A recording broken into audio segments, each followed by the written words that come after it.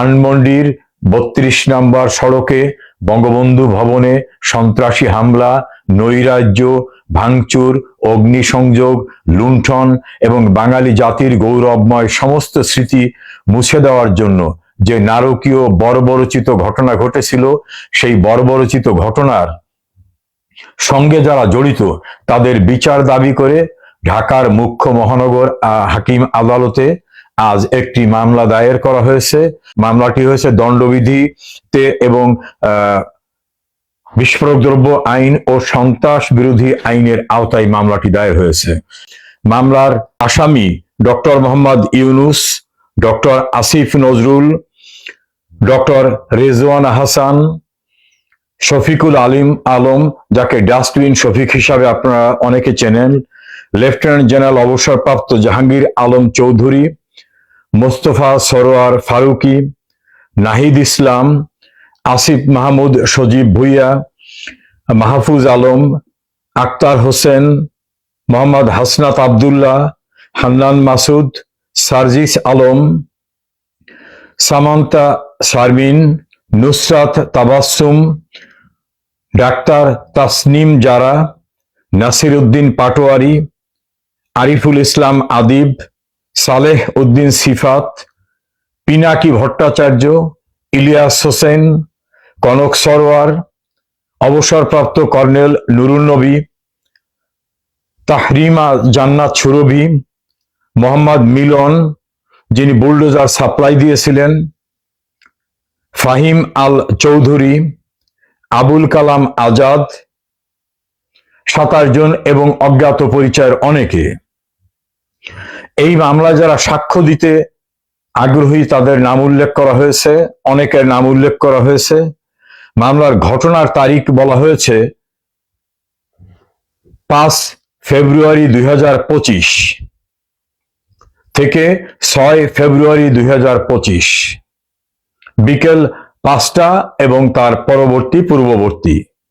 ঘটনাস্থল উল্লেখ করা হয়েছে হোল্ডিং নম্বর 4, রোড নম্বর 11, যেটা পরিচিত ধানমন্ডি 32 নাম্বার, আর বাড়িটির নাম বঙ্গবন্ধুর বাড়ি, ধানমন্ডি। সেখানে বাদী নিজেকে বাংলাদেশের একজন স্থায়ী নাগরিক, সহজ সরল এবং আসামিদের পরিচয় উল্লেখ করে তিনি আইনের প্রয়োগের জন্য প্রত্যাশী। তিনি চান আইনের প্রয়োগ হোক এবং দেশের ভিতরে সংগঠিত এই বড় অপরাধের বিচার হওয়া দরকার, না হলে আইনের শাসন থাকবে না। এ সকল বিষয় উল্লেখ করে তিনি এই মামলাটি দায়ের করেছেন। মামলার একটি পর্বে উল্লেখ করা হয়েছে যে 11 নং আসামি হাসনাত আবদুল্লাহ ফেসবুকে এক পোস্টে বলেন, আজ রাতে বাংলাদেশে ফেসিবাদের তীর্থভূমি মুক্ত করা হবে। এর পরবর্তীতে যে ধারাবাহিক ঘটনাগুলি ঘটে সকল ঘটনা তিনি উল্লেখ করেছেন এবং বিস্তারিত উল্লেখ করে তার প্রেয়ার পোর্শনে তিনি চেয়েছেন আদালতের কাছে ন্যায় বিচারের স্বার্থে উপরোক্ত বর্ণনার আলোকে আসামিদের বিরুদ্ধে দণ্ডবিধির 143, 147, 148, 379, 380, 395 অর্থাৎ ডাকাতি, 427, 335, 436 অগ্নিসংযোগ, 448, 450, 506, 507 এবং বিস্ফোরক দ্রব্য আইনের 3-4 তৎসহ সন্ত্রাস বিরোধী আইনের 6-1 ই এবং দ্বিঘই ধারায় অপরাধ আমলে গ্রহণ করে তাদের বিচারের জন্য সাক্ষ্য প্রমাণ গ্রহণপূর্বক প্রয়োজনীয় ব্যবস্থা গ্রহণ করার জন্য আবেদন করেছেন। এই বিষয়টি আমি একজন আইনজীবী হিসাবে অত্যন্ত গুরুত্বপূর্ণ বলে মনে করি, কারণ আমাদের দেশের সর্বোচ্চ আইন, supreme law of the land হচ্ছে বাংলাদেশের কনস্টিটিউশন। এই বাংলাদেশের সংবিধানে বলা হয়েছে nobody is above the law, কেউ আইনের ঊর্ধ্বে না, এবং যে কেউ অপরাধ করলে আইনানুগভাবে তার বিচার হতে হবে, সেটা আমাদের সর্বোচ্চ আইনে বলা হয়েছে। বঙ্গবন্ধু ভবন আপনারা সবাই জানেন, এটা বাঙালি জাতির সবচেয়ে গৌরবময় অর্জনের যা কিছু পরিকল্পনা সিদ্ধান্ত বাস্তবায়ন হয়েছে এই ভবন থেকে। এই ভবনে বসবাস করতেন বাঙালি জাতির ইতিহাসের আরাধ্য সাধনার যে মহামানব আবির্ভূত হয়েছিলেন আমাদের স্বাধীন বাংলাদেশের স্থপতি জাতির পিতা বঙ্গবন্ধু শেখ মুজিবুর রহমান। তিনি সপরিবারে বসবাস করতেন। 1975 সনের 15 আগস্ট তাকে সপরিবারে নৃশংসভাবে এই বাড়িতে হত্যা করা হয়। সৌভাগ্যক্রমে বঙ্গবন্ধুর দুই কন্যা শেখ হাসিনা এবং শেখ রেহানা দেশের বাইরে থাকার কারণে তারা পরিত্রাণ পান, অন্যদেরকে নির্মমভাবে হত্যা করা হয়। এই বাড়িতে সমস্ত স্মৃতিচিহ্ন ছিল, কিভাবে বঙ্গবন্ধু ভাষা আন্দোলনে ভূমিকা রেখেছেন, 62 শিক্ষা কমিশন আন্দোলনে ভূমিকা রেখেছেন, বাঙালি জাতির যে মুক্তির ম্যাগনা কার্টা, মুক্তির সনদ 6 দফা প্রণয়ন করেছিলেন, কিভাবে তিনি মার্শাল্লাহ বিরোধী আন্দোলনে ভূমিকা রেখেছেন, 68 সালে তার বিরুদ্ধে যে ষড়যন্ত্রমূলক আগরতলা ষড়যন্ত্র মামলা হয়, সে সময় কিভাবে তিনি ছাত্রনেতা এবং রাজনৈতিক নেতাদের নিয়ে তিনি কিভাবে ভূমিকা রেখেছিলেন, সমস্ত বিষয়গুলি তিনি এখানে এই বাড়িতে স্মৃতিচিহ্ন ছিল। অর্থাৎ বঙ্গবন্ধুর সমগ্র রাজনৈতিক জীবনের আনন্দ, বেদনা, কষ্ট, পরিকল্পনা গ্রহণের সমস্ত বিষয়টি যেখানে বসে তৈরি হতো, যে বাড়ির থেকে তিনি বারবার গ্রেপ্তার হতেন, গ্রেপ্তারের পরে কোনোভাবে ছাড়া পেলে জেলখানা থেকে আবার তিনি যেখানে ফিরে আসতেন, এখানে অসংখ্য মানুষ এসে তার সঙ্গে পরিকল্পনা প্রণয়ন করত। এখানে বিশ্ববিদ্যালয়ের, স্কুলের, প্রাইমারির ছাত্রছাত্রীরা এসে তার কাছে কি প্রত্যাশা করত, কি উদাত্ত আহ্বান তিনি জানাতেন, কিভাবে পতাকা উত্তোলিত হতো, কিভাবে তিনি 7ই মার্চের ভাষণ দেওয়ার জন্য তিনি প্রস্তুতি নিয়েছিলেন, কিভাবে তিনি 26শে মার্চ আমাদের মহান স্বাধীনতার ঘোষণা দিয়েছিলেন, এখানে বসে সর্বশেষ তিনি জাতিকে কি মুক্তির প্রস্তুতির বার্তা দিয়েছিলেন, সমস্ত কিছু তিনি এখানে উল্লেখ করতেন। সেই মহান বঙ্গবন্ধুর সারা জীবনের সমস্ত পরিকল্পনা প্রণয়ন এবং পরিকল্পনা বাস্তবায়নের এই যে তীর্থস্থান, সেই তীর্থস্থানকে যে অন্যায়ভাবে, বর্বরচিতভাবে প্রকাশ্যে ঘোষণা দিয়ে রাষ্ট্রীয় বুলডোজার ব্যবহার করে রাষ্ট্রীয় ক্ষমতায় থাকা ব্যক্তিদের সরাসরি অংশগ্রহণে ধ্বংস করে দেওয়া হয়, এবং ধ্বংসের প্রক্রিয়াটা ছিল নৃশংস, বর্বরচিত, নজিরবিহীন। এবং সেই ক্ষেত্রে যারা সরকারি বিভিন্ন দায়িত্বে ছিলেন তারা শুধু নীরব ভূমিকা না, তারা ভূমিকা রেখেছিলেন। যেমন সন্ত্রাসীরা যখন এই সন্ত্রাসী ঘটনা ঘটায় তখন তাদেরকে পাহারাদারের মতো সেখানে দাঁড়িয়েছিলেন বিভিন্ন বাহিনীর সদস্যরা। এটা ধারাবাহিকভাবে চলেছিল।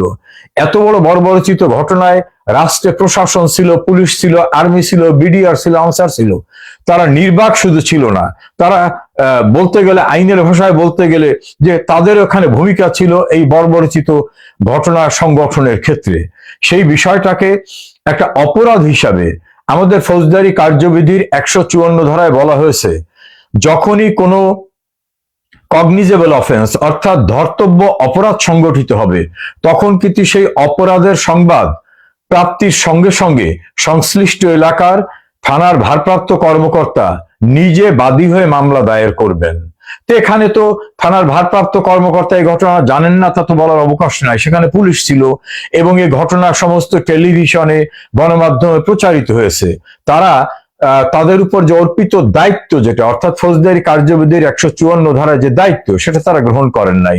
শুধু সেইটা নয়, আমাদের সংবিধানেও যে রাষ্ট্রের দায়িত্বে যারা আছেন, যখন কোনো অপরাধ সংগঠিত হবে তাহলে সে অপরাধীদের বিরুদ্ধে ব্যবস্থা গ্রহণ করার জন্য তাদের এটা ম্যান্ডেটরি রেসপন্সিবিলিটি, আইনানুগ দায়িত্ব তাদের, সেই দায়িত্ব তারা পালন করেন নাই। ফলে এক্ষেত্রে শুধু অপরাধের সঙ্গে সম্পৃক্ত হয়েছেন তা না, অপরাধকে নিবারণ করার ব্যবস্থা করেন নাই, অপরাধীদের পুনর্বাসন করা হয়েছে, এই অপরাধের সঙ্গে জড়িতদের রাষ্ট্র ক্ষমতায় বসানো হয়েছে। অনেকে প্রথমে, পরবর্তীতে রাষ্ট্র ক্ষমতায় বসেছেন, সংসদ সদস্য হওয়ার সুযোগ দেওয়া হয়েছে। নির্বিচারে সেই বাড়িটাকে দীর্ঘ ধারাবাহিকভাবে ধ্বংস করা যে নৈরাজ্যকর ঘটনা, যেটা পাকিস্তানি শোষক শাসকরা পর্যন্ত সাহস পায়নি, যেটা 1975 সনের খুনিরা সাহস পায়নি, যারা 90-এর গণ অভ্যুত্থানের সময় কেউ করতে পারেনি, দুইটি সামরিক শাসক জিয়াউর রহমান এবং জেনারেল এরশাদের সময় করতে সাহস পায়নি, সেই ঘটনাটি সংগঠিত হয়েছে। ফলে এটা ছিল একটি অমার্জনীয় অপরাধ। এই অমার্জনীয় অপরাধ কোনোভাবে বিচারহীনতায় যেতে পারে না। এই অপরাধীদের মুক্তি দেওয়ার জন্য অনেকে ফন্দি ফিকির আঁটার চেষ্টা করে।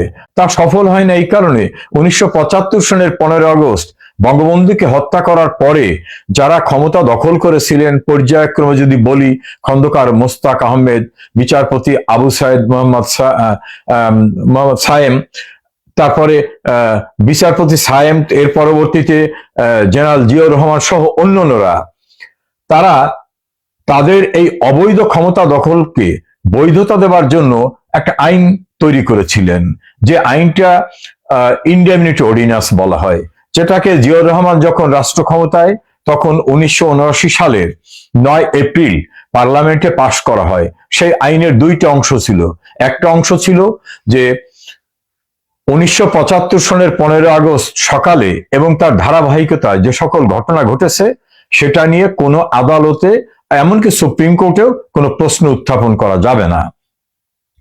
এর সঙ্গে আর একটা পার্ট ছিল যে এই ঘটনায় যারা জড়িত, যারা এই ঘটনায় জড়িত মর্মে স্বীকৃত হবেন এবং রাষ্ট্রপতি যাদেরকে সার্টিফিকেট দিয়ে বলবেন যে হ্যাঁ এই ঘটনায় সে ভূমিকা পালন করছে, তাদের বিরুদ্ধে আইনানুগ কোনো ব্যবস্থা গ্রহণ করা যাবে না।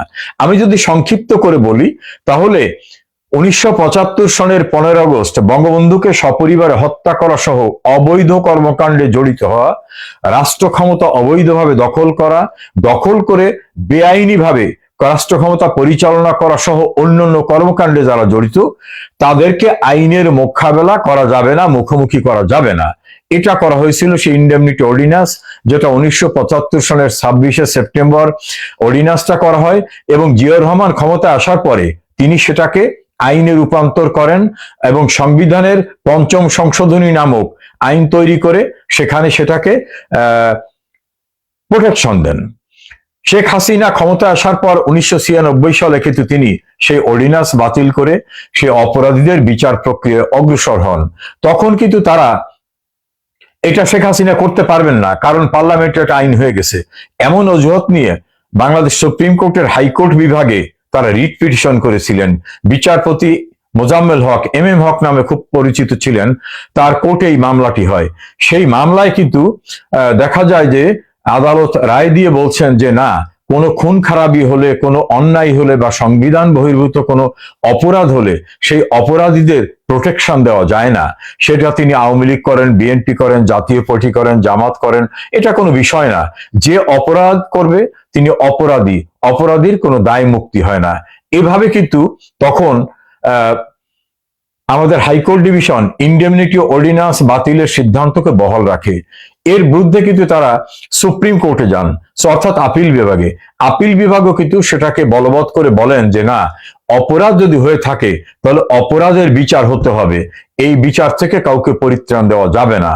তার প্রেক্ষাপটে কিন্তু ইনডেমনিটি অর্ডিন্যান্স বাতিলের সিদ্ধান্তটা বলবৎ হলো এবং পরবর্তীতে কিন্তু 15 আগস্ট বঙ্গবন্ধুর খুনের সঙ্গে যারা জড়িত বা অন্যান্য অপরাধে যারা জড়িত তাদের বিচার হলো এবং আমাদের সুপ্রিম কোর্ট বলে দিলেন যার ক্ষমতা দখল করার আইনানুগ এখতিয়ার ছিল না, অর্থাৎ যিনি আইন অনুযায়ী ওই দায়িত্বে আসতে পারবেন না, তিনি দায়িত্বে আসাটা অবৈধ ছিল, ফলে তার কৃতকর্ম অবৈধ, তার ক্ষমতা দখল অবৈধ। বিষয়টা আরো একটু পরিষ্কার করে বলি। ধরুন আমাদের সংবিধানে যেটা বলা আছে যে রাষ্ট্রপতি যদি না থাকেন, তিনি মার্ডার হন অথবা মৃত্যুবরণ করেন, তার পরবর্তীতে দায়িত্বে আসবেন কে? উপরাষ্ট্রপতি। উপরাষ্ট্রপতি সেই সময় সৈয়দ নজরুল ইসলাম ছিলেন। উপরাষ্ট্রপতি যদি না থাকতেন তাহলে তার পরিবর্তে আসবেন কে? কনস্টিটিউশন অনুযায়ী আসবেন স্পিকার। তখন স্পিকার ছিলেন আব্দুল মালেক উকিল। কিন্তু দেখা গেল বঙ্গবন্ধুর মৃত্যুর পরে বা হত্যাকাণ্ডের পরে সৈয়দ নজরুল ইসলাম উপরাষ্ট্রপতি হিসেবে দায়িত্ব নিলেন না বা দায়িত্ব দেওয়া হলো না, স্পিকার আব্দুল মালেক উকিলকেও দায়িত্ব দেওয়া হলো না। ক্ষমতা দখল করলেন যিনি, তিনি বঙ্গবন্ধুর মন্ত্রিসভার একজন সদস্য ছিলেন, সম্ভবত কমার্স মিনিস্টার ছিলেন খন্দকার মোস্তাক আহমেদ। তিনি তো আইন অনুযায়ী এই ক্ষমতা গ্রহণ করতে পারেন না, কারণ আইনে বঙ্গবন্ধু রাষ্ট্রপতি হিসাবে যদি তিনি স্বাভাবিক মৃত্যু হতো, তার স্থলে অন্য কেউ আসার কোনো এখতিয়ার ছিল না। দ্বিতীয় দফায় আসলো একটা অর্ডিন্যান্স জারি করলেন মোস্তাকের আমলে 26শে মার্চ। তো অর্ডিন্যান্স জারি করতে কে পারবেন? বাংলাদেশের সংবিধানের 93 অনুচ্ছেদে বলা হয়েছে যিনি আইনানুগভাবে রাষ্ট্রপতি তিনি অর্ডিন্যান্স জারি করতে পারবেন। কোন ক্ষেত্রে? যদি পার্লামেন্ট না থাকে। তা সেই সময় পার্লামেন্ট ছিল, পার্লামেন্ট তো আর ডিজলভ করা হয়নি, তো পার্লামেন্ট যদি সেশনে না থাকে তাহলে তিনি অর্ডিন্যান্স করতে পারবেন কতটুকু? সংবিধানে যেটা করার বিধান আছে শুধু অতটুকু, এর বাইরে সংবিধানে যেটা করার সুযোগ নাই সেটা তিনি করতে পারবেন না। তা আমাদের সংবিধানে তো কেউ খুন করলে তাকে মাফ করার কোনো বিধান নাই, কেউ অবৈধভাবে ক্ষমতা দখল করলে তাকে পরিত্রাণ দেওয়ার কোনো বিধান নাই, ফলে ওই অর্ডিন্যান্সটাই ছিল বেআইনি। তৃতীয়ত, এই অর্ডিন্যান্সের ধারাবাহিকতায় আবু সাদাত মোহাম্মদ সায়েমকে আবার নিয়ে আসা হলো ক্ষমতায়। তো তখন তো আবু সাদাত মোহাম্মদ সায়েম তিনি একজন বিচারপতি, তিনি তো রাষ্ট্র ক্ষমতায় আসতে পারেন না। আবার তিনি এসে মার্শাল্লাহ জারি করলেন, তো একজন বিচারপতি তো মার্শাল্লাহ জারি করতে পারলেন না। আর মার্শাল্লাহ নামে তো কোনো আইনই নাই। আমরা অনেকেই জানি মার্শাল্লাহ জারি করছে, মার্শালের ল এই নামে কোনো আইনই কিন্তু নাই। আপনারা শুনলে হয়তো অবাক লাগবে, কেন এতকাল মার্শাল্লাহ শুনে আসছি। না, মার্শাল্লাহ নামে আদৌ কোনো আইন নাই। এটা হলো মার্শাল যিনি ক্ষমতা দখল করেন তিনি বলেন আমি এটা জারি করলাম, এইটা হবে, কিন্তু আসলে এরকম কোন আইন নাই। উপপ্রধান সামরিক আইন প্রশাসক হয়ে দাঁড়াইলেন বিমান বাহিনী প্রধান, নৌবাহিনী প্রধান এবং সেনাবাহিনী প্রধান যিনি জেনারেল জিয়াউর রহমান, কারণ তিনি জেনারেল শফিউল্লাহকে সরিয়ে 7 দিনের মাথায় সেনা প্রধান হয়ে গেছিলেন, তা তিনি উপপ্রধান হয়ে গেলেন। কদিন পরে তিনি আবু সাদাত মোহাম্মদ সায়েমকে পিস্তলের মুখে সরিয়ে রিজাইন দিয়ে তিনি নিজে ক্ষমতা দখল করে বলেন আমি সেনা প্রধান, আমি রাষ্ট্রপতি হয়ে গেলাম। তারপর রাষ্ট্রপতি হয়ে শুধু তাই না, তিনি বললেন যে আমি প্রধান সামরিক আইন প্রশাসক। এর পরবর্তীতে তিনি মার্শাল্লাহ জারি করে, কারফিউ জারি করে দীর্ঘদিন ক্ষমতায় থেকে একটা নামকে অস্তে ইলেকশন দিয়ে 1979 সালে পার্লামেন্টে এই যে খন্দকার মোস্তাকের ক্ষমতা দখল, বঙ্গবন্ধুকে হত্যা করা, আবু সাদাত মোহাম্মদ সায়েম ক্ষমতায় আসা, উনি নিজে ক্ষমতা দখল করা, ওনার উপর মানুষের আস্থা আছে কিনা তথাকথিত হেনা ভোট করা, এই সব কিছুকে বৈধতা দেওয়ার জন্য 5ম সংশোধনী করেছিলেন। সুপ্রিম কোর্ট বলে দিলেন না, এটা সম্পূর্ণ অবৈধ, তোমার এই অর্ডিন্যান্স দেওয়ার ক্ষমতা নাই, তোমার এই ক্ষমতা দখল করার ক্ষমতা নাই। ফলে কিন্তু সামরিক শাসকদের অবৈধভাবে ক্ষমতা দখলের বিষয়টি সর্বোচ্চ আদালতে বেআইনি ঘোষিত হয়ে গেল। একই ধারাবাহিকতা কিন্তু জেনারেল এরশাদ, তিনি সামরিক শাসক ছিলেন, সামরিক বাহিনীর প্রধান ছিলেন, তিনিও ক্ষমতা দখল করলেন। তিনি ক্ষমতা দখল করেও কিন্তু একই প্রক্রিয়ায় সংবিধানের 7ম সংশোধনী এনে তিনি তার ক্ষমতা দখলকে বৈধতা দেওয়ার চেষ্টা করলেন। সেটাও কিন্তু আমাদের হাইকোর্টে রিট পিটিশনে চ্যালেঞ্জ হলো এবং পরবর্তীতে কিন্তু সেটাকে আপ টু অ্যাপিলেট ডিসিশন হলো যে না, তুমি সেনাবাহিনীর প্রধান ছিলা, তুমি ক্ষমতা দখল করতে পারো না, তুমি দখল করে যা যা করছো সবকিছু অবৈধ। ফলে সংবিধানের 5ম সংশোধনী এবং 7ম সংশোধনী দুইটাই সুপ্রিম কোর্ট বাতিল করে দেওয়ায় জেনারেল জিয়াউর রহমানের ক্ষমতা দখল, মোস্তাকের ক্ষমতা দখল, বিচারপতি আবু সাদাত মোহাম্মদ সায়েমের ক্ষমতা দখল এবং জেনারেল এরশাদের ক্ষমতা দখল এবং তাদের কৃতকর্ম সবকিছু বেআইনি ঘোষিত হয়ে গেল। তো এটাই কারণে বললাম যে সংবিধানের বাইরে যে কেউ কিছু করতে পারবেন না। তো সংবিধানে তো এই কথা ছিল না। ধানমন্ডিতে 32 নম্বর যেটা বঙ্গবন্ধু জাদুঘর, সেটাকে কেউ ভাঙতে পারবেন, রাষ্ট্রীয় বুলডোজার নিয়ে যেতে পারবেন, রাষ্ট্রযন্ত্র সেখানে পাহারা দেবে তাদেরকে যে তোমরা নির্বিঘ্নে ভাঙো, সেখানে আর্মি দাঁড়িয়ে থাকবে, পুলিশ দাঁড়িয়ে থাকবে এবং অবৈধ ক্ষমতা দখলদাররা সমস্ত কিছু সহায়তা করে এটা করছেন। এই একটা পার্ট। দ্বিতীয় পার্টটা হচ্ছে যারা এই অন্যায়টা করলেন তাদের বিচারের মুখোমুখি করা যাবে না, এই যাতে একটা ইন্ডেমনিটিও কিন্তু এই বর্তমান সরকার আসার পরে দিলেন। তো ওই যে ইন্ডেমনিটির কথা আমি বললাম, 75-এর ইন্ডেমনিটি, পরবর্তীতে জেনারেল এরশাদের মাধ্যমে ইন্ডেমনিটি, এই সকল ইন্ডেমনিটি কিন্তু সিদ্ধান্ত হয়ে গেছে যে না, এটা দেওয়া যায় না। আমি আরো উদাহরণ হিসেবে বলছি, পাকিস্তানের সুপ্রিম কোর্ট কিন্তু একাধিক মামলায় রায় দিয়ে বলছে জেনারেল ইয়াহিয়া খান ক্ষমতা দখল এবং অন্যান্যদের বিষয়ে রায় দিয়ে বলছে না, তিনি ক্ষমতায় আসার মতো এখতিয়ার সম্পন্ন ছিলেন না, ফলে তিনি যে ক্ষমতা দখল করেছিলেন সেটা অবৈধ ছিল। আসমা জিলানির বিখ্যাত মামলা, যারা আইনের সঙ্গে সম্পৃক্ত খোঁজ নিয়ে দেখবেন। অর্থাৎ পাকিস্তানের সুপ্রিম কোর্টও বলে দিয়েছে যার কোনো বিষয় করার আইনানুগ অথরিটি ছিল না, তিনি যদি করেন তাহলে সেটা বেআইনি, কারণ তার করার এখতিয়ার ছিল না। যেমন একজন বিচারক না, তিনি যদি আদালতে এজলাসে বসে রায় দিয়ে দেন, তাহলে তিনি যে রায় দেবেন সেটা বৈধ না, তার প্রধান কারণ তিনি আদৌ আইনানুগভাবে বিচারক না। ফলে যার লিগ্যাল অথরিটি নাই তিনি ক্ষমতায় বসে যদি কোনো কিছু করেন সেটা বৈধ হবে না।